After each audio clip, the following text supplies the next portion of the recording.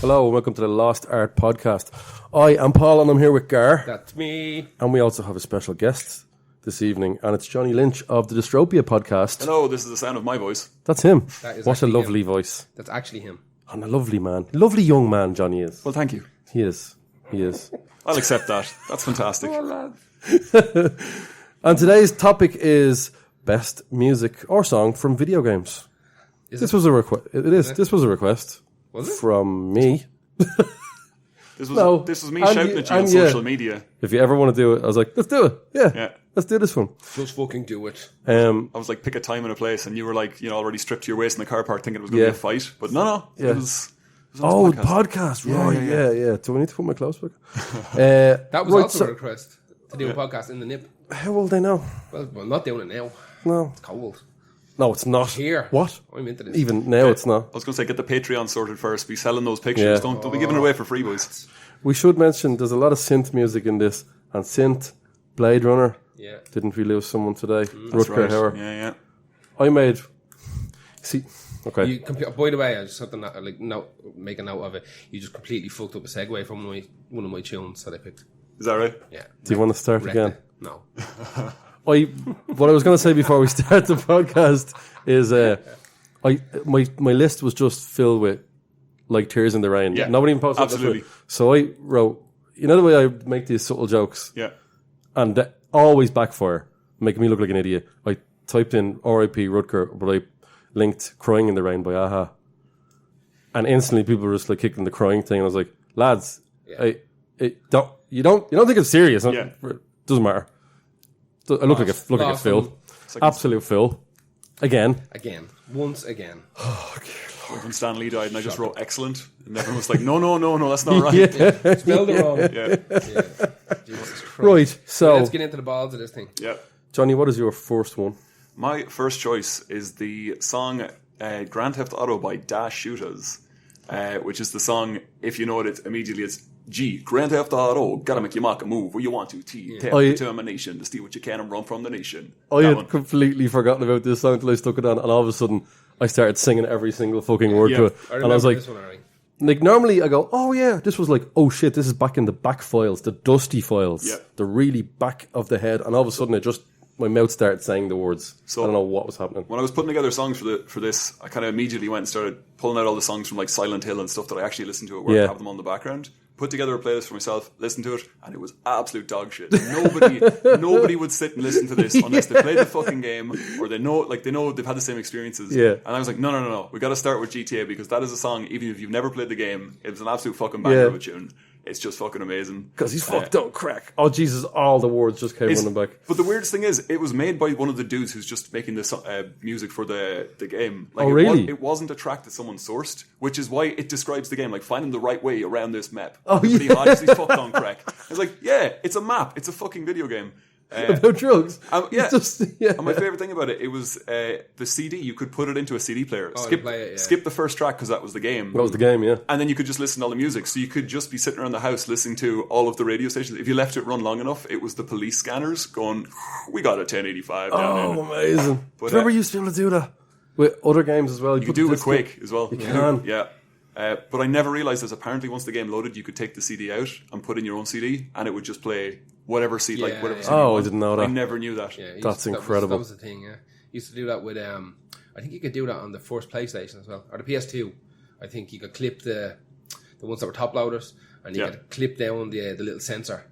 That's right, And you could just, once the game is loaded into the RAM, pull out the disc, throw in whatever else, That's savage. Best of Corn. Whatever that's fucking show you were listening to, and it's fucking all of a sudden you were thinking about sex all day and happy all day. I got caught slagging Corn by a member of Corn. Good. Did you? He laughed. Of course he did. He thought it was actually no, it was the standing guitarist. I think his name was Sean. I think he's Jesus, he passed away a few years ago. He was a brilliant guitarist and he was good crack. He came out with the fibbers. Did he do himself in because of you? No, he had a heart attack, I think. That's not nice. That's not a nice thing to say. Whatever. he came over right in the middle of doing a Korn impression after the gig because I was doing the after show and I was like, those songs you played were great. And he walked by and he walked over and goes, dude, that was fucking hilarious. I was like, oh fuck man. Sorry, he goes, no, it's cool. Were you like, oh shit? No, it's just, no, you're right. He took it in good spirit.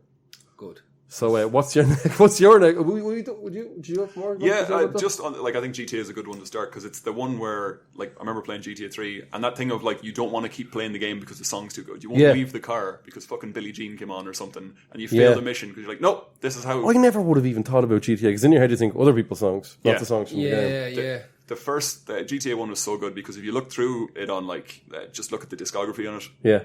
It's all made by like 3 dudes, and they just They made up fictional bands. They just made shit up. Yeah, that was when they were doing everything on their own, like their own cars, their own cities. Now, obviously, they still do all that, but yeah, when they did their own music as well, it was actually quite fun.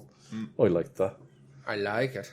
What's your first one, Gar? My first one is from a video game called Turrican. Love it and hate it. Yeah. Love the game and hate the game. Really? Why do you hate it? It's fucking hard. It's tough as fuck, lad, yeah. It's tight. What's the idea? It's tungsten tough. It is. Isn't that what he was made of? Not Strider. I picked a song called Go for the Nuke. Yeah. And I'm going to be brutally honest with you, lads, that fucking video game came out in 1990, like, you know, I was 9 years of age. Yeah. So I had to proper go digging. Like, I looked up Turrican and I found Did you turn into a little spike? I did. And I just started rooting through it, and there's loads of, because it's kind of synthy and it's fucking blippy bloppy, there's a bajillion blippy bloppy songs that are just kind of sitting in the background. And then I wanted to find one of those ones that's like either a panic level, like a rush level, or a boss fight. And I found this one, and it's fucking baller. I got loads of info on it, actually. Check this out. You should tell us about it. Are you ready? Now, I knew a little bit of this about Turrican, but it took me a while to fucking put it all together. So that game was developed, designed, everything by one guy, one German dude, done the whole job himself. Really? And it was programmed on a Commodore 64, for a Commodore 64. And then Rainbow Arts, if you remember them, they bought the rights to it and they released it. But musically, the guy called Chris Hulsbeck is the guy who wrote the music for it. He wrote all the music for all the Turricans. There was a bunch of them. There was like 3 famous ones and then a bajillion remakes and remasters and all this kind of shit. But he went on, he ended up doing music for R-Type. Nice. The music for R-Type, he done music for Star Wars Rogue Squadron. Bubsy, if you remember that fucking weird. I do remember that. Yeah. He done Doctor Who games, done a load of shit. And then in 2013 they released a 4-volume kind of epic digital package of all the key musical pieces from all the Turrican bits and pieces as well. Also, interesting little tidbit, the splash screen for Turrican when it loads and you see himself standing there, that's basically fucking, they ripped off Kings of Metal by Manowar. It's the album cover. I love... Oh yeah. Yeah, they just redone it for Turrican. They did it all the time. Yeah. I love the early video game thing of just ripping off other lift and stuff. Just album covers. All of the Carmageddon soundtrack is Slayer songs. Yeah. They're just so, like the point of that, like my friend said to me was like, no, they're not. I'm not that big a Slayer fan, but it can't be the case. And just putting them side by side and me going, oh my god, that is astounding. Those are just Slayer songs. So many, but even like graphically, what was the Blues Brothers rip off? What were they called? The Grime Bonanza Brothers. No, that was another one. Is that what you're talking about? No, there was a video game with these 2 battered up looking blues men covered in pimples and scars. I can't remember what the fuck it's called. It was another kind of shitty 90s. 2 crude dudes. No, not 2. They were punks. They were big hench punks. Were they? 2 crude dudes, yeah. That was basically... That was a brilliant game. That was great. That was basically Contra, wasn't it? Didn't it have a Contra feel to it? Yeah, but you couldn't shoot anything. Yeah. I don't think you could just throw... kind of the crux of Contra there. Yeah. It was more you threw things, threw people through crates, but it was all one of those things where you could pick anything Streets up. of Rage kind of stuff. When I was a kid, any game that you could let you do something that you couldn't do in the last game was like, it's great. You can pick up barrels. Remember that game Narc where you get into a car and all you could do was drive left and right on a train? That's why like, stuff like Strider and all was so important as well. Yeah. Turrican was a big game for me as a kid. Turrican was huge. Just for me as a kid, I just loved it. Like I remember getting it. I got it on the Commodore 64 and I played the fucking shit out of it. And I remember, I highly doubt I ever completed it. Let's be honest, it's renownedly fucking difficult. It's like a Sonic for adults. Pretty much. If you think about it. Kind of, yeah. He turns himself into a ball, there's lots of shit flying around, it apparently, goes underground. Turrican, I think it was Turrican 4 or something like that, they repurposed it and turned it into a Demolition Man game or something like that. They reskinned it or something. It was nearly ready. The Stallone game? Yeah. That was a brilliant game. Yeah. I don't think that was... I think... No. That was a reskin of something. Yeah, I think it was Turrican. Jesus, in that game, Turrican 4 would have been the best. Yeah, I think it was Turrican. Because Demolition Man is a hugely underrated game on the... I think it was Turrican that they just reskinned. I'm almost certain of it, yeah. Apparently they were developing it. There's an overhead bit in that as well. Yeah. Oh, maybe that was what they started with, and then they just stuck that Turrican bit in. Yeah, they were working on a 3D one as well. Like a Duke Nukem style. I don't know. Oh, nice. That'd make you feel a bit sick. I've got abandoned. Anyway, who's next? It's me. It is you. Central Park Theme from Last Ninja 2 by Matt Gray.